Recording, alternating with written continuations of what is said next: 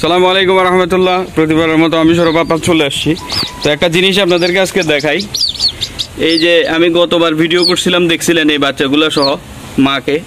তো যাই হোক, এরা যে কেউ একজন এগুলো ধরছে, তো আমি পাইছি আর কি। হ্যাঁ, তো এখন আমি চিন্তা করছি জিনিসগুলা এভাবে রাখাটা ঠিক হবে না, ছাড়ি দেওয়াটা দরকার। কি বলো, তোমার কি মনে হয়? হ্যাঁ, ভালো। ছাড়ি দিলে ভালো হবে না দূরে রাখলে ভালো হবে? ছাড়ি দিলে ভালো হবে। তাহলে আমরা এখন এই বাচ্চাগুলোকে ছাড়ি দিব। ওই সবাই একটু দোয়া খায়ের করবেন, ওদেরও তো মা বাবা আছে। যেমন এটা ধরছে যে, ওই যে দেখেন একটা জিনিস দেখাই আপনাদেরকে, এই যে কই চলে গেছে। যাই হোক, ওর সাথেরটা অলরেডি ঘুরতেছে।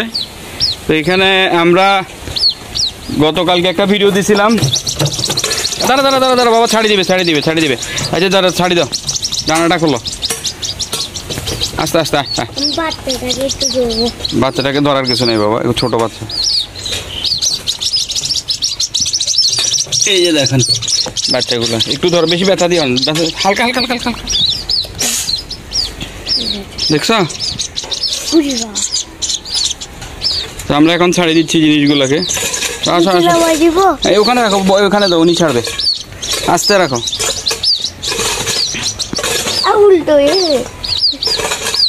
এদের ধরো ইয়া আছে, যেমন এর ধরছো, এর ফ্যামিলি আর সাথেরটা ঘুরতেছে, ঠিক আছে। আর বাচ্চা আমি কালকে দেখছিলাম, ছেড়ে দাও বাবা, ব্যথা পাবে, ছেড়ে দাও।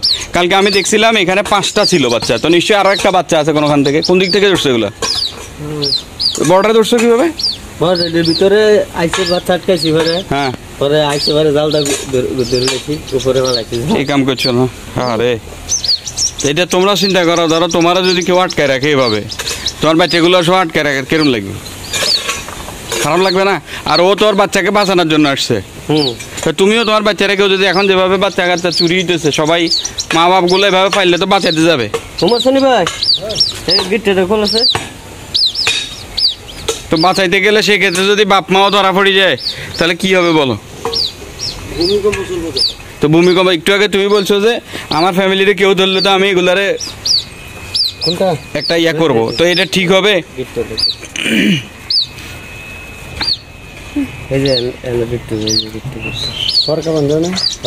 যাই হোক, জিনিসগুলা ধরা ঠিক না কখনো, কারো বাচ্চাকে এইভাবে আটকানো ঠিক না। আমরাও কখনো এটা করবো না, কেননা সবার কাছেই সবার বাবা বাচ্চা অনেক দামি জিনিস।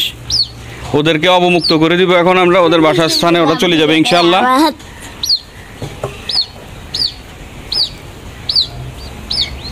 এটা হয়তো যে কেউ একজন খাবে, খাইলে লাভ কি হবে? ক্ষণিকের একটা টেস্ট পাইব, ঠিক আছে, কতক্ষণের জন্য।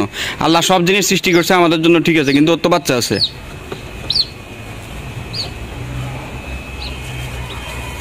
তো আমি আর না দেখলে জিনিসগুলো কারণা কারা ফেটে যেত, ফেটে তো অবশ্যই যেত, কেউ না কেউ তো খাইতো। তো বাচ্চাগুলো কি তো বাচ্চাগুলো না, ওই বাজারের ওখানে বাচ্চাগুলো দিই দাও, ছেড়ে দাও, তুমি ছেড়ে দাও বাবা।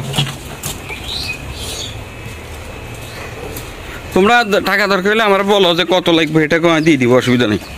কিন্তু বিসমিল্লাহ, দেখছো চলে গেছে, অসুবিধা নেই, ওদের পানিটা কোনো সমস্যা না, এটা নর্মাল। জিনিস যখন ছাড়া হয় তখন কি অবস্থা হয় দেখেন। যাইও না বাবা, দেখো ওদেরকে যাইতে দাও। তো আশা করবো ওদের বাবা মা আসবে এবং এরা সুন্দর মতো আরো বড় বড় ডাউকে পরিণত হবে ইনশাআল্লাহ। ওরা যাবে, ওরা ওদের জায়গা মতো সুন্দর মতো চলে যাবে ইনশাআল্লাহ। তো সবাই ওদের জন্য দোয়া করবেন, যারা জিনিসগুলো ছাড়ছে ওদের জন্য দোয়া করবেন সবাই। ওই যে আসছে, এদিকে আসো বাবা, এদিকে আসো, আসো বাবা, ওর মা বাবা আসো, চলে আসো, চলে।